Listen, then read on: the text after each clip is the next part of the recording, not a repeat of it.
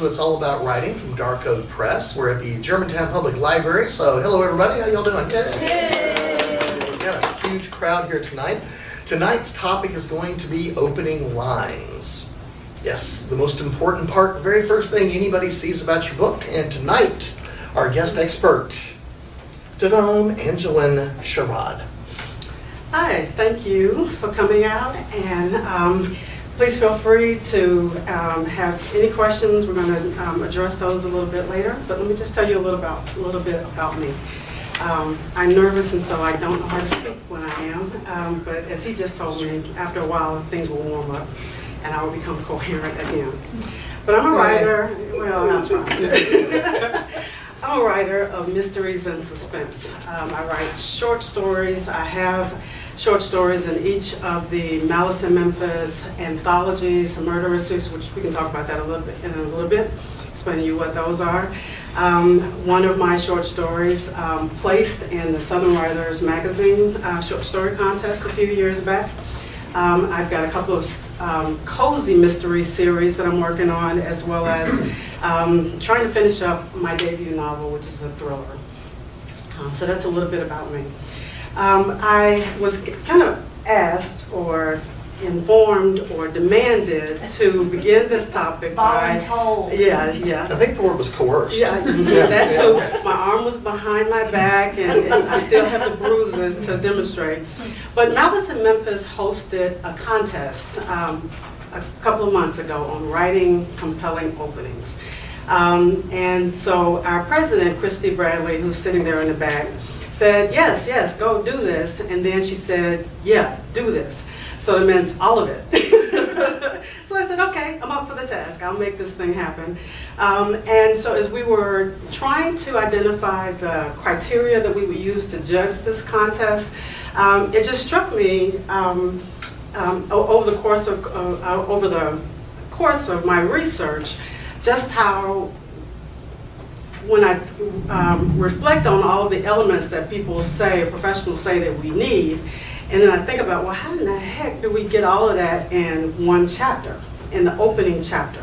And that's the task that we put forward to the people who participate in our contest, and that's what I'm going to kind of talk to you about today. So not just the opening lines, but the opening chapter as well. The opening line being just a part of that. So why is that so important, that opening chapter? Well, the opening chapter is your first impression. It's your introduction to any reader, agent, editor, publisher, whomever that picks up your book. They don't know anything about you or what you're writing, and their first impression will be gathered in those first couple of pages. It'll start at the opening line, it will continue in the opening paragraph, it will, hopefully you've captured their attention, and now you're at the end of the first page, and it's like, oh gee, I gotta turn because I am factoring in the elements that we're going to be talking about, all right? So it sets the tone of your story. So if you are writing a murder mystery or the next Gone Girl book, you probably don't want to start your opening line with a joke or something funny, because the promise that you're making to your reader has just been violated. And if you're like me, then that means I'm closing the book or I'm shutting down my Kindle, right? So make certain that if you're keeping, that your tone of that opening matches what's going to happen throughout the rest of the book. There's a lot of pressure, all right? First impressions, we only get one first impression one chance to make a good, strong impression. So my encouragement to you, as well as encouragement that I received, was don't try and get it right in the first draft. Stephen King even says that he comes back and he rewrites the first line and the first paragraph after he's written a complete book. I read several professionals who said something similarly, because they get to know the characters better.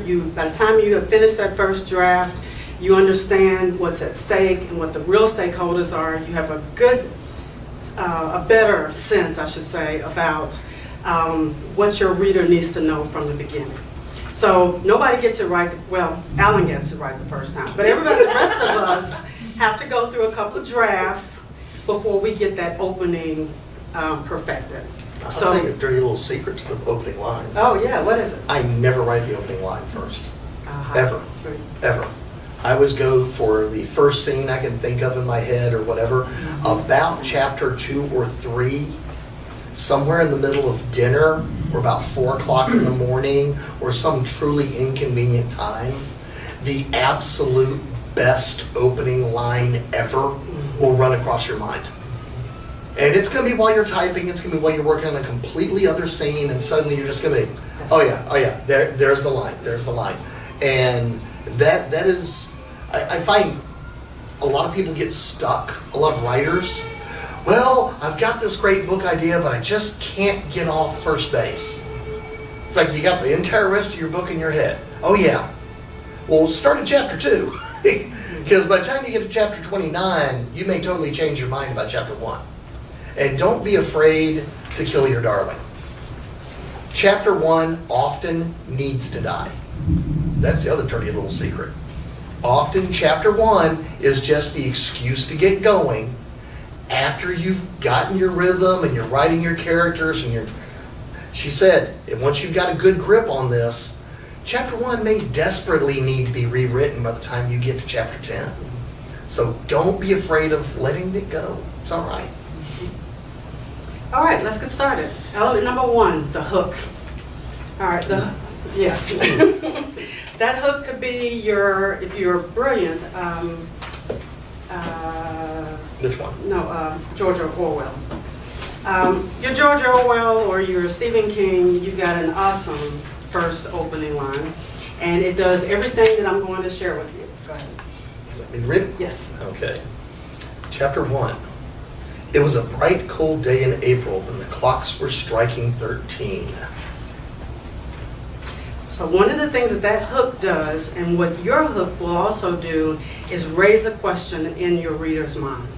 All right, so we're not giving the answers. This is not about, here's the plot. This is not about what the long character arc is going to be, but what you're starting out is presenting your reader immediately with a mystery. The clocks were striking 13. Well, gee, how does that happen? Because this says, I only see 12 numbers on the clocks that I go. So they were striking 13. April is not, generally speaking, cold in the northern part, unless you're living in Minnesota.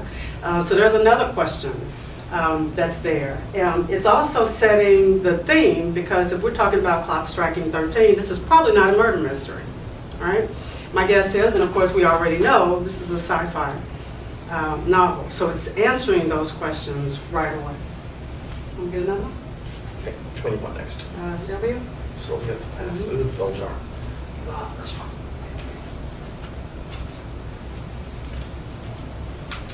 It was a queer, sultry summer, the summer they electrocuted the Rosenbergs, and I didn't know what I was doing in New York. Okay. What questions are being raised by that one? What are the Rosenbergs? Yeah. Although you're young, so you don't know. Old folk like us, we know who they are. Really old people know that. Young people, you get to ask questions. You can Google it. But it's raising questions, right? And you have a sense that this is not going to be sci-fi, that this may be a coming-of-age story. What is the actual genre? Literary fiction, but it might be a coming-of-age story just from these opening lines, that this is what's happening here. Some self-discovery kind of, against the backdrop of history kind of thing. An unusual word choice. Yeah. Especially the further away we get from the time they wrote this book, the word choice gets more and more interesting every year. So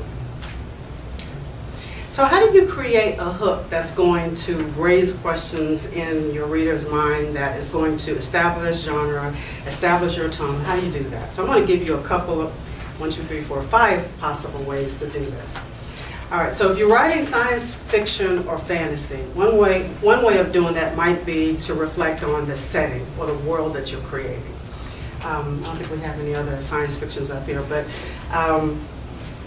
but you're immediately kind of starting in, how is this world that we're in different from 2018? And is there something unusual about this particular world that you're sharing that that people find, that people may be able to grasp a hold to. All right. Another one might be if there's an unusual circumstance. So you've got somebody who has an unusual occupation, they're doing something different, or they're a cop who is not an alcoholic. Might be one way. Or He's remember not the in a movie? donut shop. I know, right? The movie Fargo. Y'all remember that one? We got a sheriff who's pregnant and female, who's solving crimes. So just unusual. Something about the story itself. You present that from the beginning. I don't remember where I got this quote from, so forgive me, but there's if you're opening with a story that describes that there's a dead body in the living room. I made a note to myself, I don't remember where I got it from. There's a dead body in the living room. Okay, so that particular type of hook is that you're raising the question. So why is there a dead body in the living room, and why are you commenting on it as opposed to calling the cops and getting the body out of the living room? All right, so you're raising a question. You can show your character involved in a conflict that demonstrates the problem that he's dealing with. All right. In the debut novel that I mentioned, my character is a cop. He's a black cop, so I guess that's a little bit different. But he's not an alcoholic, but he is dealing with a sex addiction. So the story opens with him chasing down his latest conquest. And this is before the main plot of the story, but this is your first introduction to that particular character. All right. So that's one. That's the hook. Number two, a strong voice. And at this point, I'm talking about the narrative voice. I'm going to talk about the character voice in just a bit. So a strong voice. What that refers to is that we all speak differently, the way we talk, the way we say words, the way we think about or even tell stories are all uniquely individual to us. I think it takes practice for writers, though, for that particular style that we all innately have to come across in our writing. But when we are focusing on writing in our authentic voices as opposed to what I used to do. I loved Ernest Hemingway, so my early writings look exactly like a carbon copy of Ernest Hemingway's style. That was cool, I learned, but it wasn't me, so it didn't feel natural. Then I moved on to James Patterson, go figure. Before everybody else started helping him out. So you're still drinking heavily. Yes. And then I learned, because he's a good storyteller for all the complaints that we could spend our time talking about. He tells a story that people want to read, and you can tell because of all the people who were buying his books. So I learned, and there are other people's styles that I copied until I finally figured out, okay, so what about me? What about my voice? How do I want to tell this story? I sat in on a workshop. I attended a workshop. It was a week-long event. And one of the exercises that the facilitator took the writers through was he told us to go around the room, and he was recording it, and said, I want you to tell a story about something that nobody else knows about. So just tell the story however you want to tell it. So all the stories were different. That's in and of itself interesting, but it was also enlightening to me that we all told it differently. And then when he went through and kind of analyzed, this is what you did versus what this person did. This person has a linear way of telling a story. This other person has a way of doing a circle story. So they're starting with this large picture and they're slowly narrowing it down. But if you listen to yourself, just tell your story. You can get a digital voice recorder or recording device, and then tell a story, and then go back and listen to the way that you do it. That may give you some insight into how you might be able to translate that to your work, to your writing. All right. If I say the names Mick Jagger, Bob Dylan, Billie Holiday, Adele, a picture kind of comes into your mind about that, if you're familiar with any of them. But of the ones that you are familiar with, a picture comes into your mind, or you can hear their voices in your head, right? I mentioned those particular voices because they are unique to that individual. You can take any of their songs and give it to somebody else, and it becomes a totally different experience, because their voices are unique. And so that's what we're encouraging you as far as the developing your literary style, but it's something that becomes uniquely yours. And that comes with practice. So I can't tell you how to do it. Write a lot. Yes. That's how you do it. All right. Number 3, your inciting incident. This is not the hook. This is the place that you want to start your story. And I don't know, I've heard it, and you may have heard this saying as well, where they say, start with the action, true and not true.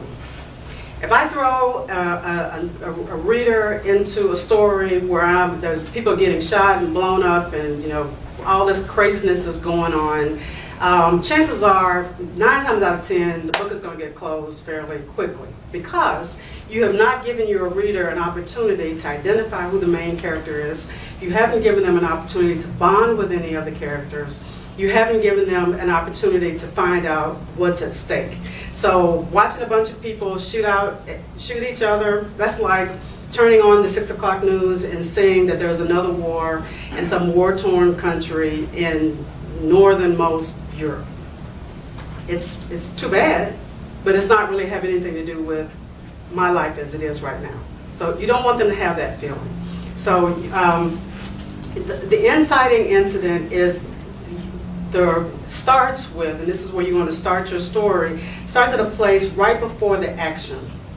It's right before that event or a circumstance or person or however it develops, right before the whole thing changes. So Johnny is walking down the street and he's having himself a ball and life is good, and he's thinking about school, and he's thinking about proposing to his girlfriend, and then he stumbles over a piece of broken concrete and he breaks his leg and everything changes.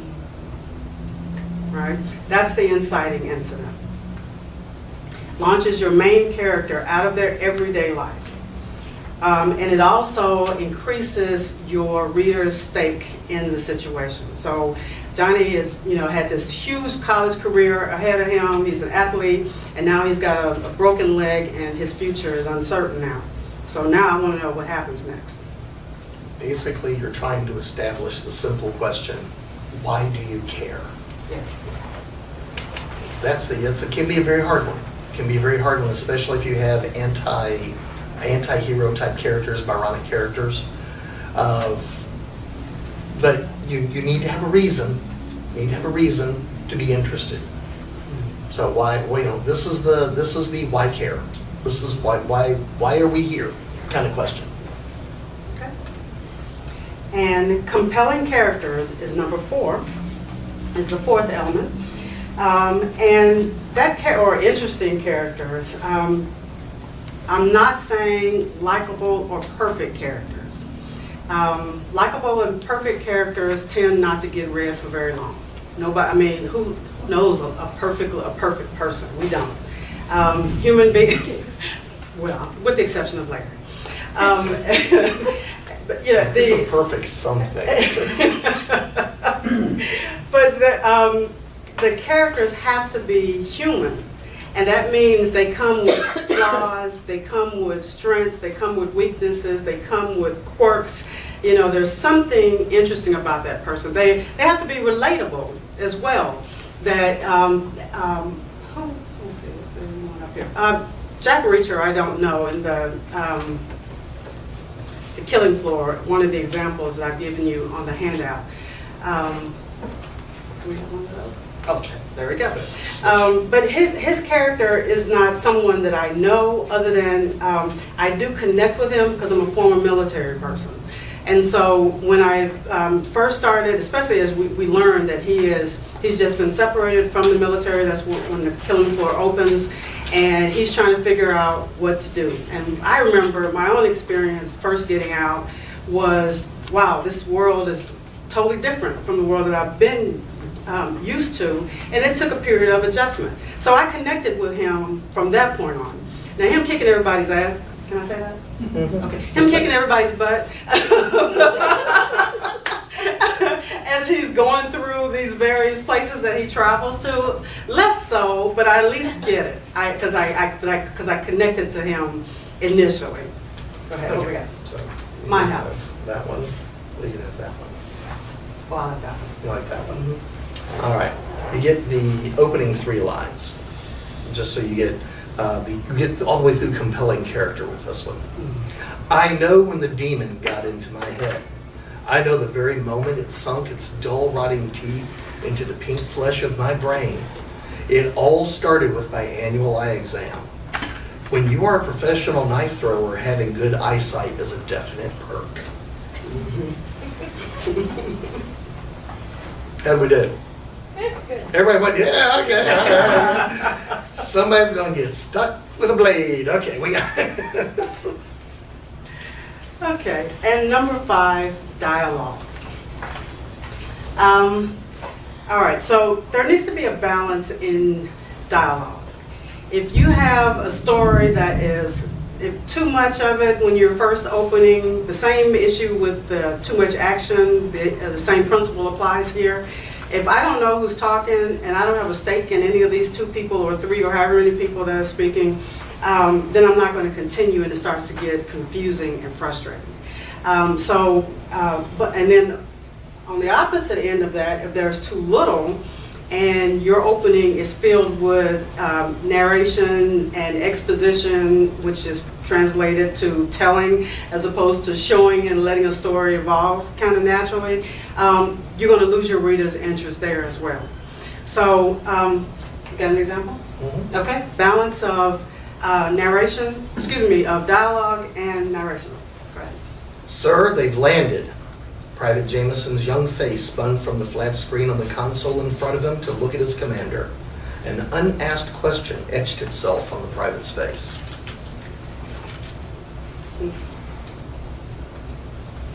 Perfect. All right. So we got dialogue. So those are the 5 elements that you're going to want to include. We've got the hook, a strong narrative voice, the inciting incident, compelling characters, and a balanced dialogue. I'm going to give you just a couple more things before we wrap up, and then we can have a discussion afterward. Those are things that you want to do. I figured this would not be a fair discussion or a complete discussion without some of the things that you don't want to do. So let me just touch on those briefly, and we can expand on it later. These are red flags, especially and these are suggestions that are coming from a group of editors, publishers, and agents that I looked at. So these are red flags that scream amateur. Don't do it. Starting your book with a dream sequence. It's a cute, cheap way of getting in backstory. When, of course, we don't want to be info dumping in the first first chapter. We want the story to evolve a little bit more naturally. But you start with a dream sequence, you got all this back. That's all it is backstory. So that's a red flag.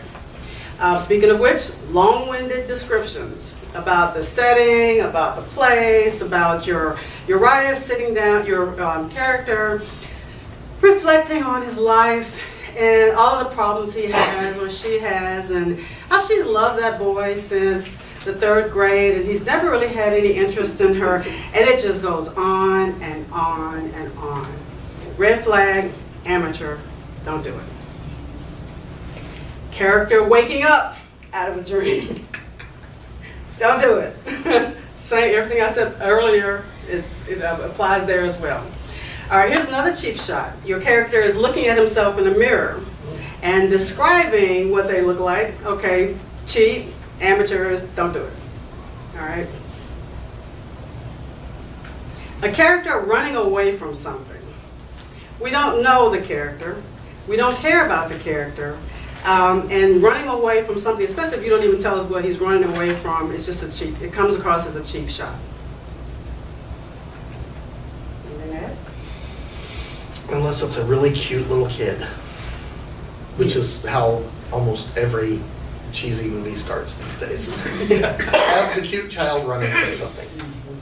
With a balloon, a red balloon. Oh, well, yeah. I wasn't going to quite go that far, but yeah. Descriptions of the weather, don't do it. It was a dark and stormy night when... Yes, yes, yes. Prologues, there are pros and cons for those.